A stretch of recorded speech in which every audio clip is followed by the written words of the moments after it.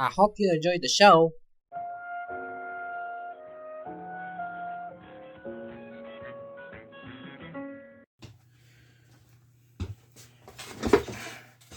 Hello everyone, my name is Steppy and happy 2023. Yes, it's March. I was busy. What was I doing for the last 3 months? Well, I was finishing a comic that I was working on before the end of 2022, which was a Digimon connected comic. I mean, nobody gives a shit about Digimon, but it was at least fun to draw. Another one was because I was lazy. The third reason, well, I wanted to make a compilation of all the videos that I made in the previous year. However, the videos were so unfunny, uninteresting, and boring. I could barely understand what I was trying to say, and I don't even speak English as my first language. So I decided to remake some of the reviews in the previous year, and well, at least the ones that are very incoherent in my opinion, so that people will at least understand what I was trying to say. So everyone understand? Alright, so it's gonna be a double review once again, which means that I'm gonna review 2 sets in one video, one by one, instead of being comparing 2 on the same time, which definitely feels like a very big mess. There will be timestamps in the description explaining which part of the video is gonna be this set and this part of the video. I'm first reviewing Blizzard Blaster. Is the vehicle of the good guys, which were represented by colors of sand blue and dark blue with the bits of white and trans orange. And of course, every single review always starts. I'm starting with the minifigures. A little bit of warning, I'm probably gonna end up going very far into, talk about the character. So there will be a timestamp saying when I'm gonna have like a final opinion about the minifigure. Everyone got that? Alright. So the first character is exclusive to the set. Zed. All we know about him is that he's a special agent of Alpha Team. He pilots the mech thing, and that's it. There's much no information about the character. He is definitely supposed to be a character that defeats Ogle, or he might have defeated Ogle, more of that later. And well, that's it. The character's design is almost exactly identical to the agent's characters from the 2004, a year before this set came out. The only difference is, well, the colors are sort of inverted, like small details inside those belts now being in blue. Also, the symbol is changed yet again. People theorize that's something related to Jack Stone, which if that's true, then I'll be really disappointed because we all know that Jack Stone is a piece of shit motherfucker that doesn't deserve to live at all. No one likes him. The face of the character is a bit more of a toned down version of those 2004 agent characters. They're very wonky, very edgy 2000s-ish kind of way. Although Zed's face is, in my opinion, pretty good. The mouth is a bit kinda, well, wonky. I mean, it's supposed to be very wide, but I kinda scratched. I kinda want to make it shorter, and I damaged the head. Most interesting part about him is the hair. There are very few characters even back in the day that had that kind of multicolor hair going on, that sort of anime thing. This guy also has a special gradient-like effect with the halftone, which already makes the character very unique design. Another one also being this weird checker pattern on the side of this head, which I consider both wonky and unique because it gives a sort of anime-esque design. Well, at least if you watch JoJo, that is. Although the blue goatee looks a bit wonky, I kind of want to scratch it, but I honestly don't want to damage the minifigure. In my opinion, he's a pretty cool character. He also comes with a black motorcycle helmet, which is also pretty rare to this day. So overall, kind of wonky character, but in a good, charming way that honestly makes him more iconic and unique character.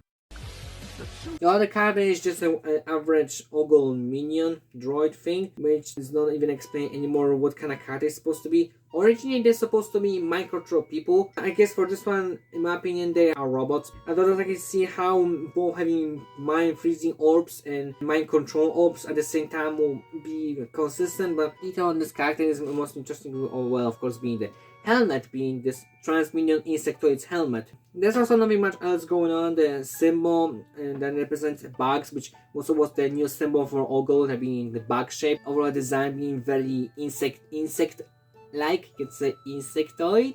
The only thing I have a complaint really is just with the color palette that they chose, that instead of having a dark red on the one side and black on the other, in this one is reddish brown and black, which it's really dumb idea. They could have just make it red and then darker on the other side. Instead they decided to go with this reddish brown to make it more darker and not as bright. I guess to not confuse kids because both sides use black as their main color. I mean, his eye looks very demonic, so I don't see how that would be confusing. Well, overall, pretty good figure if you're that sort of kind of type of Two-Face fan like me. You know, whole split. That's always looks pretty cool. But before I'm gonna talk about the mech, the set also comes with the opposite team small vehicle alongside of it. This one is some sort of robo ant. In short, let's call it Antbot. They only exist to carry more of these world freezing orbs, with the apparent purpose for Ogle was to freeze the entire world by freezing the desert area, and the light keeps flashing around. Please ignore that. The vehicle itself is very simple. It consists of like 13 pieces. There's also this technique paints here that makes up this, which is also pretty cleverly done, that uses very old bionicle pieces that no longer exist, of course, to make that sort of more evilish looking thing. Nowadays it will of course be all made of mostly probably technique, but probably mostly bricks, since nowadays Lego is mostly just bricks. But overall, even for back then, it's not exactly that bad looking vehicle. It does its job. The thing that I don't like about this thing, there's no controls. That's how the character sits. So my only theory is that the stats on this slope might be some sort of control thing, and it makes at least the stats I have some kind of purpose to it instead of just being there for Lego aesthetic. But overall, the vehicle does its job like I said, so yeah. Now, moving on to the vehicle. That is a very unique looking vehicle for the good guys. Even to this day, it's still the most unique thing ever designed. Well, first of all, the color scheme. It's, in my opinion, one of the greatest color combination together. The dark blue and sand blue mixed with white and the trans orange bits. I myself prefer more neon colorish look, but this does really well. It makes the vehicle look more pop. The original Alpha Team vehicles also had dark blue, but it was mostly black, dark blue, sand blue, white, orange, and a lot of colors when you think about it. This one decided to tone down the black for more use of dark blue. There's the bits of black like the technic parts and also these laser cannons that built very simply, but it also makes it again pop even more with the dark blue. The amount of dark blue is impressive. So many dark blue pieces that to this day is still exclusive to the set, including of course these projectile launchers. These are like my favorite things. I love these babies. It has stickers which people would think it's a bad thing, but the 2004 Alpha Team had a very unique visual feel. So the stickers on this one give it a bit more like a detail. You can definitely see a bit more like a cable thing, which does make this vehicle feel more man built. Pretty nice touch. Kinda a shame that they had to use way less printing, because the control panel on this one, it's really depressing. The 2004 ones had a unique printed tiles for the controls, but this one only has a just white gray tile and trans dark blue tile. It doesn't work that well. But you do get this printed windscreen, which was used to decipher the freezing orbs. I actually forgot to mention, the freezing orbs, the entire gimmick, is that if you put under the red scanners, the red would disappear, making the blue more prominent. And then you had to twirl the hand around, which has exact same printing, but the blue bug is gone, representing that the orb has been deactivated. It was pretty much the entire gimmick of the theme. This set has definitely a few gimmicks. I mentioned this whole missile. It does also have an extra seat, so now you can either put Z in that seat to control, or if you had other sets like me, you can put someone else in that seat to control it. The way they build this thing is really painful, because if you want to move this entire top part around, you have to make sure to not move this part around. Why? Because it very easily detaches. I wasn't even using much of my grip. It's very hard to put it back together again. So please be careful with this part if you want to get the set. It does have also extra lasers, which use also retired lift arm type bricks. But if you play around with the set, you do not move these pieces around too much. Because if you move them too much, then it's gonna become very loose. It at least happened before, which is why I ended up just replacing these lift arms and technique pins together, so the vehicle will be more sturdy again. You also have these two small wing guns on the sides with a very impressive technique function that makes them move on the side and then up and down. I don't know, it's something impressive. Kinda wish they were a bit larger, but they do their job. They're more just there to make the more orange pop out, which works really well. And now, Alpha Mode, activate!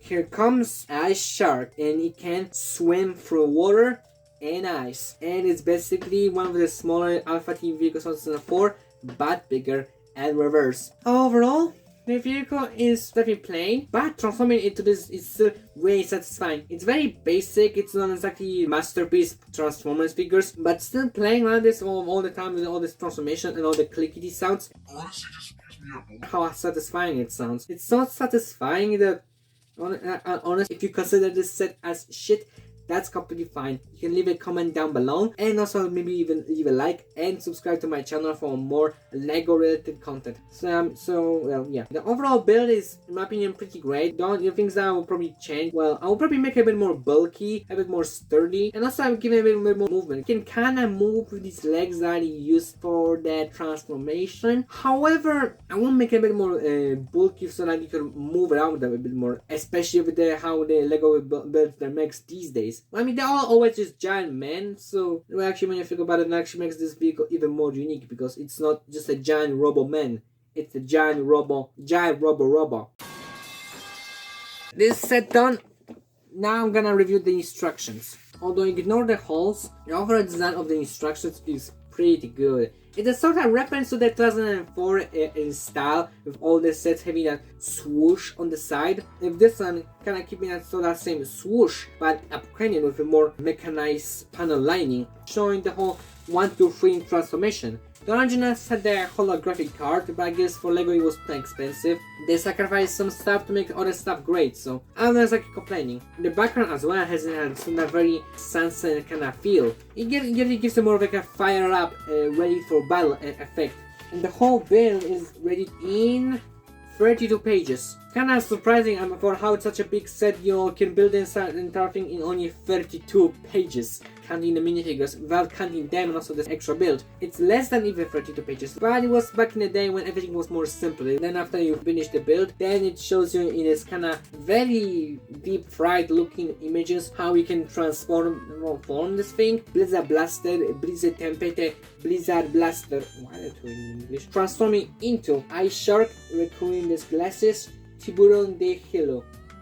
But then after that, we have alternate builds, which used to be a main thing back in the day, with all the sets having at least 2 to make the sets a bit more, hey, you can rebuild the set into different things. Kinda shame, because I really love when Lego was doing the alternate builds. It also what actually got me into making my own mocks.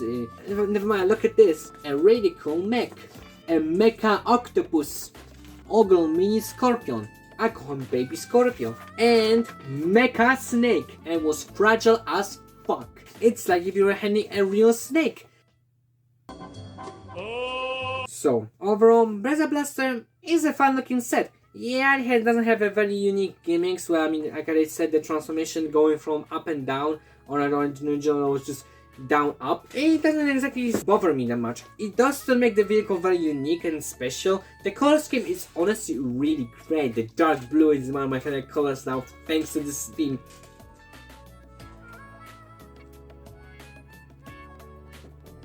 And the minifigures themselves, well, I mean, the one of them isn't exactly that interesting. Well, I mean, if you're into making army builds, and the Z minifigure is really good. It's very unique, and also really like the metallic printing on this entire body. It makes him very special type of character, you know. And the whole hair thing, like, it's so unique. I'm really surprised nobody remembers this character. I guess because he's very forgettable. But overall, good set. In my opinion, 9 out of 10. Because it has a good build, pretty good minifigures. Instructions also really good. I wish I also would talk about the box, because it's like a flip up, the same thing that Exoforce just used to have.